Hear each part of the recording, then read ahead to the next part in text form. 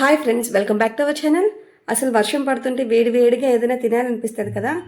ఆ టైంలో ఏమీ లేనప్పుడు ఇలా బిర్యానీ చేసుకున్నాను.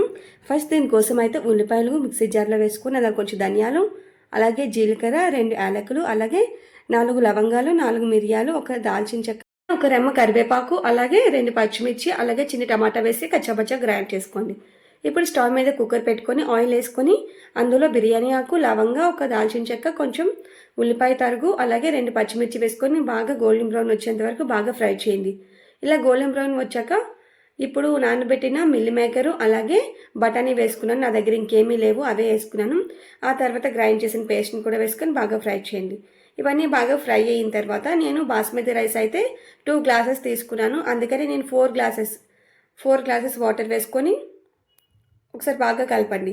అందులో మీ టేస్ట్కి తగ్గట్టు ఉప్పు, కారం కూడా అడ్జస్ట్ చేసుకోండి. ఇప్పుడు అందులో నానబెట్టుకున్న బాస్మతి రైస్ కూడా వేసుకొని ఒకసారి అది కూడా బాగా కలపండి. ఇలా బాగా కలిపిన తర్వాత కుక్కర్ మూత విజిల్ పెట్టుకొని ఒక మీడియం ఫ్లేమ్లో ఒక 2 to 3 విజిల్స్ వచ్చేంత వరకు బాగా ఉడికించండి. ఇలా 3 విజిల్స్ వచ్చిన తర్వాత మూత ఓపెన్ చేసి చూడండి. బిర్యానీ అనేది చాలా చక్కగా ఉడికిపోయింది కదా. ఇది పెద్ద ప్రాసెస్ కూడా కాదు కదా. నాకు ఏదైనా తినాలి అనిపించింది, అందుకని ఇలా చేసుకున్నాను. చల్లగా వర్షం పడుతుంది. అలా వర్షం పడే టైంలో ఇలా చేసుకొని తింటే చాలా హ్యాపీగా ఉంటుంది కదా మనసుకి. మీరు కూడా ఏదైనా ఈజీగా చేసుకోవాలనుకుంటే ఇలా బిర్యానీ చేసుకోండి. ఇది ఇందులో ఏమీ వేయలేదు, చాలా సింపుల్గా చేసేసాను.